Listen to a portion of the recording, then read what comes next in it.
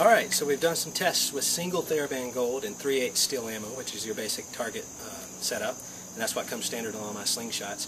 But you know, a lot of us hunt. A lot of us like heavier bands and heavier ammo. So, I've turned these slingshots around so we have a fresh face to destroy. Banded it up with a double Theraband Gold. You'll see the specs of what these produce at the bottom of the screen as far as energy and feet per second. And I'm going to shoot 44 caliber ammo through these double Theraband Gold pouch bands, and we're going to get some fork kits and take a look at what it does. Again, we're going to test your standard 18mm Baltic Birch multiplex. We're going to test the FlippinOut exclusive SpectraPly, which is a dyed and colored birch multiplex, and then we're also going to test the DymaLux, which is the phenolic impregnated birch multiplex. See how they hold up to double Theraband Gold and 44 caliber lead. Let's bust some slingshots. Okay, here we go. We're going to just test the. We're going to start with the 18mm Baltic Birch, the standard that we see a lot of slingshots made out of, and we are shooting 44 caliber lead ball and double Theraband Gold. Let's break a slingshot. Here we go. There we go. All right. So that was a good solid strike. 44 caliber lead out of double Theraband Gold. And I don't know if you can see it, it's just a slight depression. Now of course we caught this on the meaty part of the fork, but the only damage we have here is cosmetic, and it's just a slight divot. And that was at a 32-inch draw. So let's see if we can get one more of those.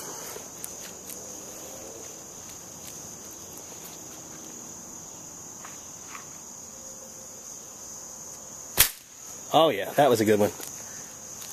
Okay. The exact same spot.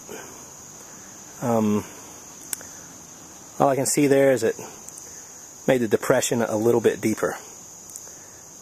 So I'd really like to get one up here along the top. But fork kits are not easy to get, contrary to some folks' belief. Alright, let's give it one more. Here we go. That was quite a shock to my hand. Alright, for some reason it's more difficult to get the fork kits with these heavier bands. I've really got to exaggerate rolling the pouch over my finger. There we go. Alright.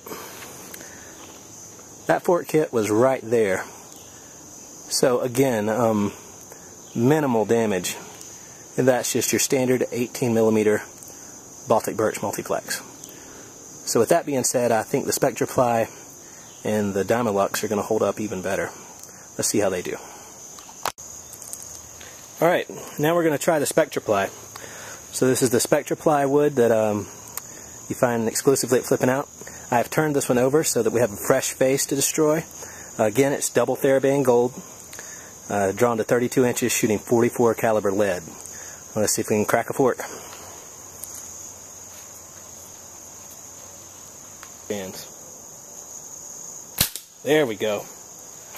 Alright, let's see here. Take a look at this one.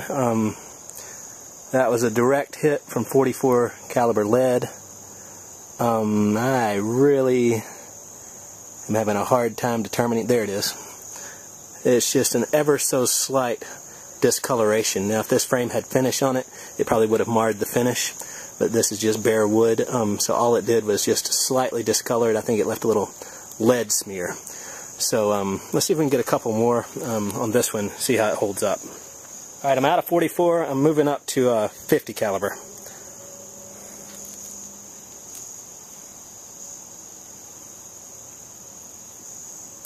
Yeah, there we go.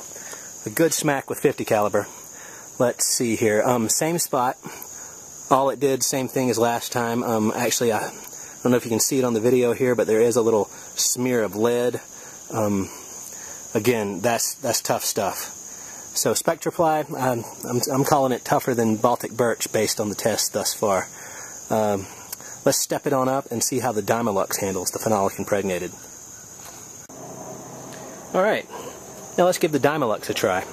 Now this is the phenolic impregnated wood with many, many more laminations than either the 18mm Baltic Birch or the SpectraPly, and it is impregnated. So tough stuff. I have turned this one over so we have a fresh face to destroy, and I re-upped my supply of 44 caliber lead.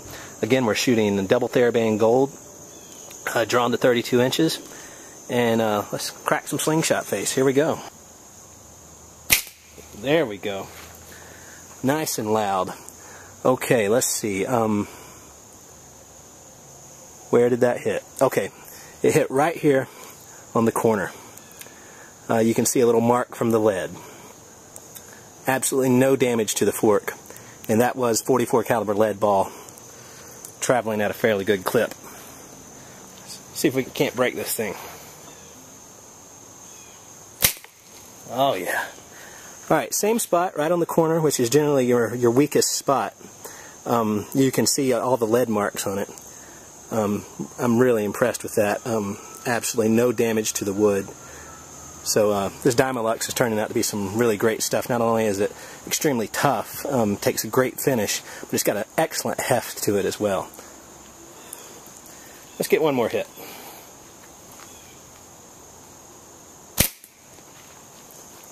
Alright, we're getting a good mark going here where we keep pounding it with lead. And all we're doing is just leaving marks on it. So the DymaLux is really proving to be some fantastic stuff. I really want to see if I can break it, so let's give it a few more hits.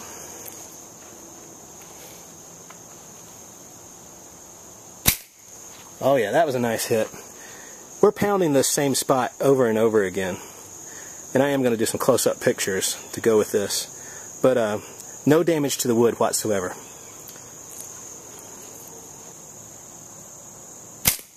Alright, another nice fork hit.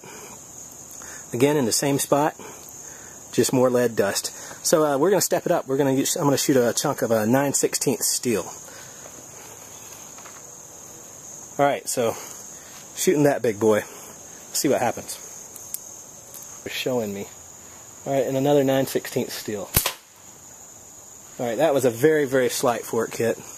Again, it was just a nick in that same area. This is DymaLux. Very impressed.